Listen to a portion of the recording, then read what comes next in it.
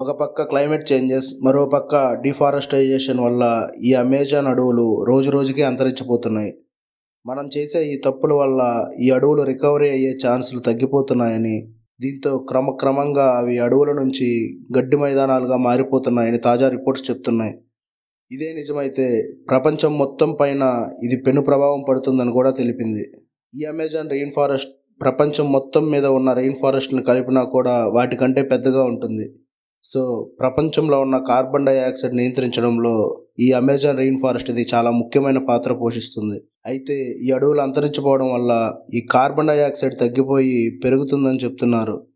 గతంలో పోలిస్తే ప్రస్తుతం ఈ అడవి వేగంగా క్షీణిస్తుందని నేచర్ క్లైమేట్ చేంజెస్లో రీసెర్చర్స్ కూడా చెప్తున్నారు. ముఖ్యంగా అడవుల నరికివేత, కరువు సంభవించిన ప్రాంతాలలో తిరిగి మళ్ళీ అడవి కోలుకోవడం దాదాపుగా సగానికి పైగా తగ్గిందని చెప్తున్నారు. అండ్ ఇంతే కాకుండా